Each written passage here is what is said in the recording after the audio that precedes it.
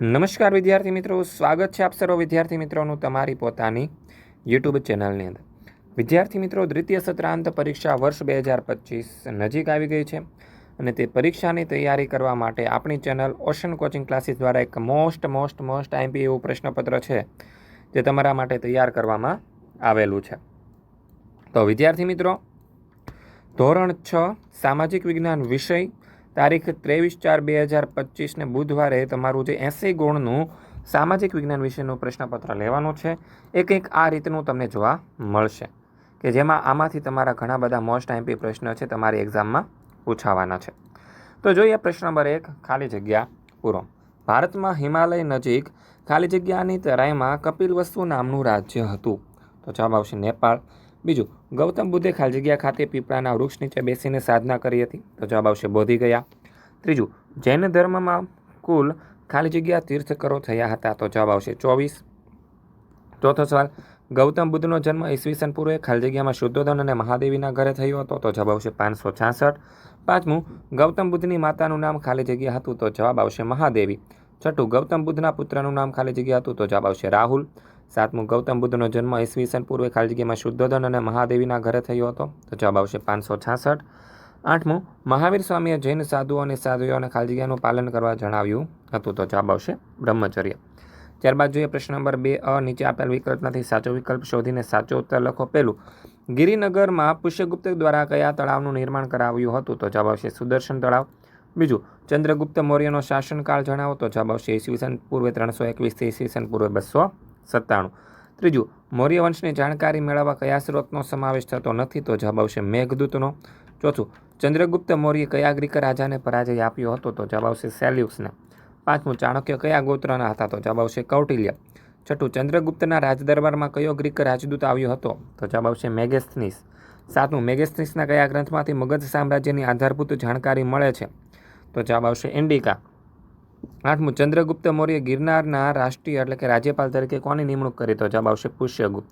વિદ્યાર્થી મિત્રો, તમારી ધોરણ 3 થી 8ની દ્વિતીય સત્રાંત પરીક્ષા છે તે ખૂબ નજીક આવી ગઈ છે અને પરીક્ષાની તૈયારી કરવા માટે આપણી ચેનલ ઓશન કોચિંગ ક્લાસીસ દ્વારા છે સરસ મજાના પ્રશ્નપત્ર રેડી ટુ પ્રિન્ટ ફોર્મેટની અંદર તૈયાર કરવામાં આવેલા છે. એટલે કે તમે આ પ્રશ્નપત્ર નીચે પ્રિન્ટ કરાવીને સીધું તેમાંથી તેનો અભ્યાસ કરી શકો છો અને એની સોલ્યુશન સાથેની પીડીએફ તમને માત્ર 20 રૂપિયામાં મળી જવાની છે. એક વિષયની કિંમત રહેશે.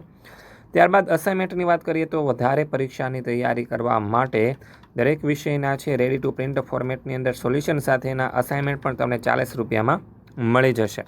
જો કોઈ આ વિડીયો શાળાના શિક્ષક મિત્રો, સંચાલક મિત્રો કે સંસ્થાના કોઈ સંચાલક મિત્ર જોઈ રહ્યા હોય અને પોતાની શાળા કે સંસ્થા માટે છે એક્ઝામ માટેના પ્રશ્નપત્ર બનાવડાવવા હોય તો તે તમને મળી જશે માત્ર 20 રૂપિયા કિંમતની અંદર. તો વિદ્યાર્થી હોય કે શિક્ષકો કે સંચાલક મિત્રો, તમારે એક કામ કરવાનું છે કે અહીં કોન્ટેક્ટ નંબર આપેલો છે 7046222254. આ કોન્ટેક્ટ નંબર ઉપર કોલ કરીને તમારી જરૂરિયાત પ્રમાણે તમે તમારી વસ્તુઓ છે તે પીડીએફ ફોર્મેટની અંદર મંગાવી શકો છો. ત્યારબાદ જોઈએ પ્રશ્ન નંબર 2, નીચેના પ્રશ્નોના ટૂંકમાં ઉત્તર લખો. તેના સરસ મજાના જવાબ મેં તમને લખીને આપેલા છે. ત્યારબાદ પ્રશ્ન નંબર 3, નીચેના વિધાનો ખરા છે કે ખોટા તે જણાવો.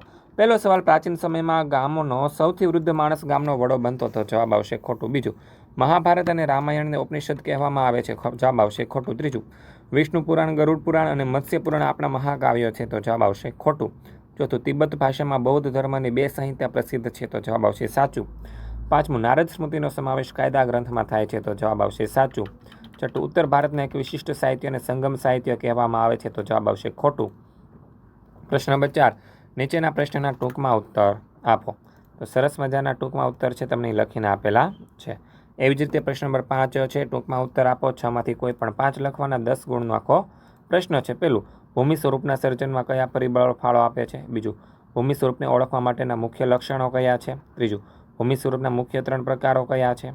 ચોથું, ગેડ પર્વત કોને કહેવાય, દ્રષ્ટાંત આપો. પાંચમું, જ્વાળામુખી પર્વત કોને કહેવાય, દ્રષ્ટાંત આપો. છઠ્ઠું, સંરચનાત્મક મેદાન કોને કહેવાય, દ્રષ્ટાંત આપો. ત્યારબાદ પ્રશ્ન નંબર 5, રેખાંકિત નકશામાં નીચેની વિગતો દર્શાવો. તો 6 ગુણનો પ્રશ્ન છે તો અહીં 6 વિગતો આપણે દર્શાવવાની થશે જે અહીં તમને દર્શાવેલી છે.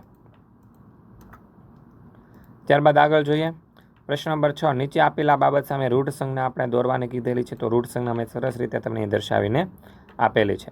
એવી જ રીતે પ્રશ્ન નંબર 7 જોઈએ, ટૂંકનો 4માંથી કોઈ પણ 3 લખવાની છે. ગ્રામ પંચાયતની રચના, બીજું છે ગ્રામ પંચાયતના કોઈ પણ 10 કાર્યોની યાદી, ત્રીજું છે પંચાયત રાજમાં જિલ્લા કલેક્ટરની ભૂમિકા, અને ચોથું છે મહાનગરપાલિકાની રચના કેવી રીતે થાય છે તે.